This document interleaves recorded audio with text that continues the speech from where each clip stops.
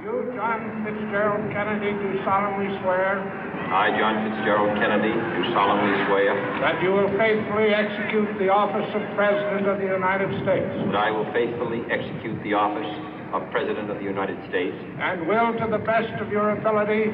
And will, to the best of my ability. Preserve, protect, and defend the Constitution of the United States. Preserve, protect, and defend the Constitution of the United States. So help you God.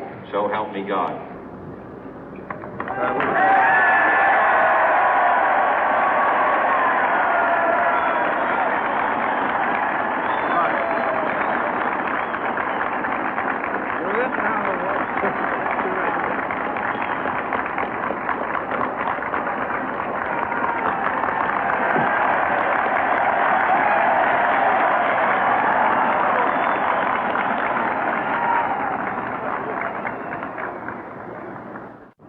Vice President Johnson, Mr. Speaker, Mr. Chief Justice, President Eisenhower, Vice President Nixon, President Truman, Reverend clergy, fellow citizens. We observe today not a victory of party, but a celebration of freedom, symbolizing an end as well as a beginning, signifying renewal as well as change.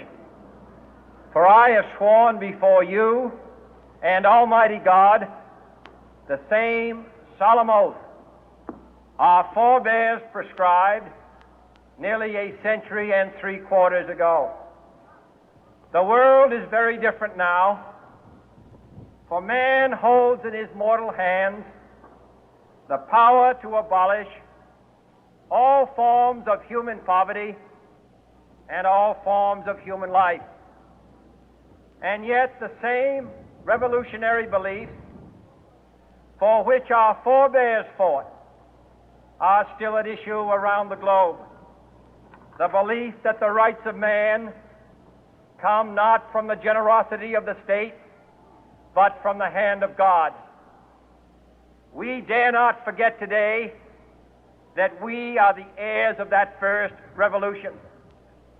Let the word go forth from this time and place to friend and foe alike that the torch has been passed to a new generation of Americans born in this century, tempered by war, disciplined by a hard and bitter peace, proud of our ancient heritage, and unwilling to witness or permit the slow undoing of those human rights to which this nation has always been committed and to which we are committed today at home and around the world.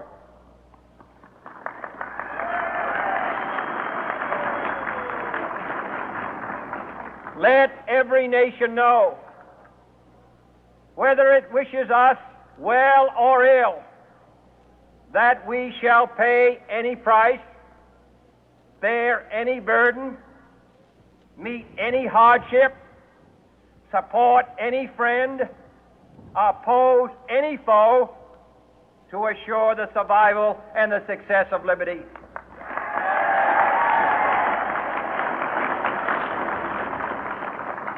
This much we pledge and more. To those old allies whose cultural and spiritual origins we share, we pledge the loyalty of faithful friends. United, there is little we cannot do in a host of cooperative ventures. Divided, there is little we can do, for we dare not meet a powerful challenge at odds and split asunder. To those new states whom we welcome to the ranks of the free, we pledge our word that one form of colonial control shall not have passed away, merely to be replaced by a far more iron tyranny.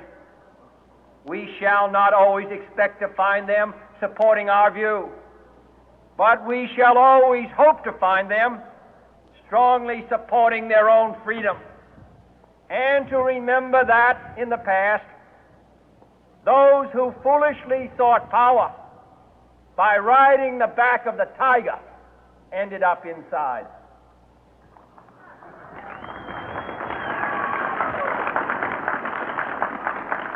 To those people in the huts and villages of half the globe struggling to break the bonds of mass misery, we pledge our best efforts to help them help themselves for whatever period is required, not because the communists may be doing it, not because we seek their votes, but because it is right.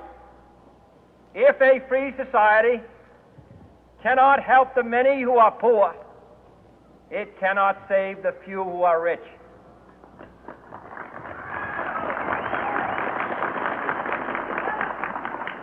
To our sister republics south of our border, we offer a special pledge to convert our good words into good deeds, in a new alliance for progress, to assist free men and free governments in casting off the chains of poverty. But this peaceful revolution of hope cannot become the prey of hostile powers. Let all our neighbors know that we shall join with them to oppose aggression or subversion anywhere in the Americas. And let every other power know that this hemisphere intends to remain the master of its own house.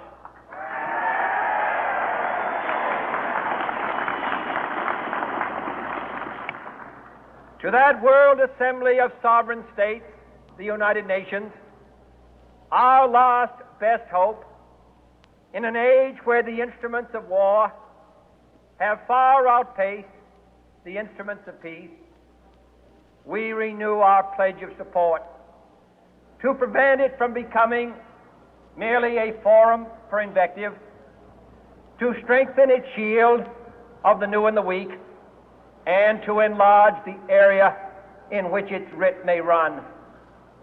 Finally, to those nations who would make themselves our adversary, we offer not a pledge, but a request that both sides begin anew the quest for peace. Before the dark powers of destruction, unleashed by science, engulf all humanity in planned or accidental self-destruction, we dare not tempt them with weakness, for only when our arms are sufficient beyond doubt can we be certain beyond doubt that they will never be employed. But neither can two great and powerful groups of nations take comfort from our present course, both sides overburdened by the cost of modern weapons, both rightly alarmed by the steady spread of the deadly atom, yet both racing to alter that uncertain balance of terror that stays the hand of mankind's final war.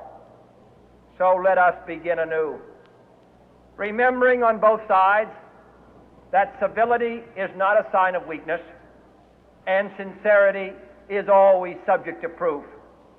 Let us never negotiate out of fear, but let us never fear to negotiate.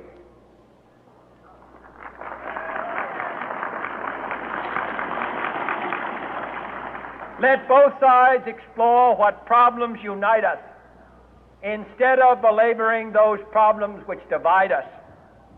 Let both sides, for the first time, formulate serious and precise proposals for the inspection and control of arms, and bring the absolute power to destroy other nations under the absolute control of all nations.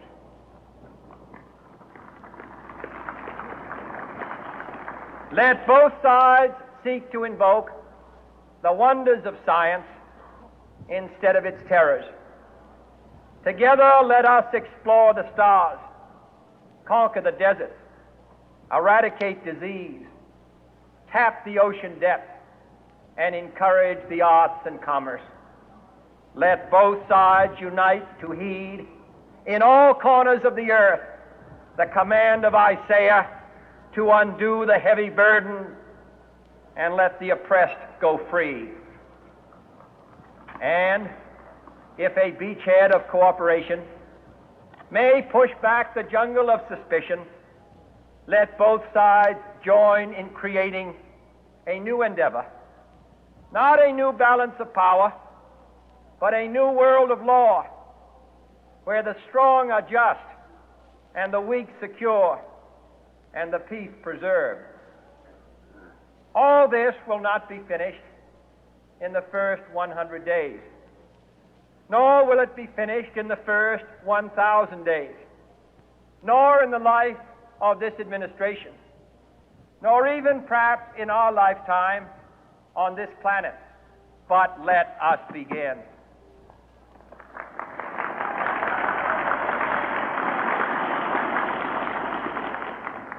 In your hands, my fellow citizens, more than mine, will rest the final success or failure of our course. Since this country was founded, each generation of Americans has been summoned to give testimony to its national loyalty. The graves of young Americans who answered the call to service surround the globe.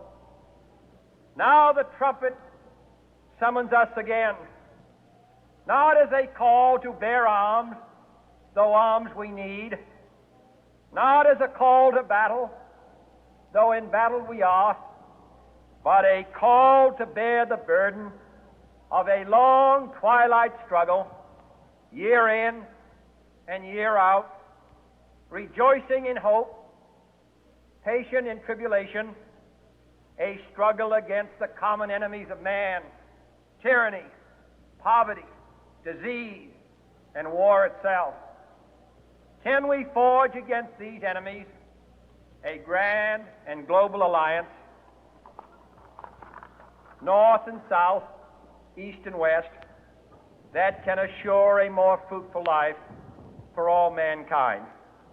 Will you join in that historic effort?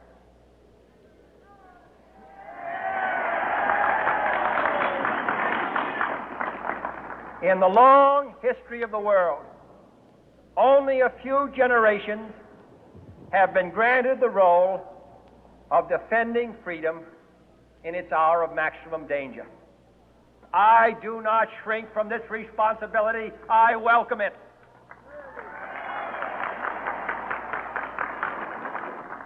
I do not believe that any of us would exchange places with any other people or any other generation. The energy, the faith, the devotion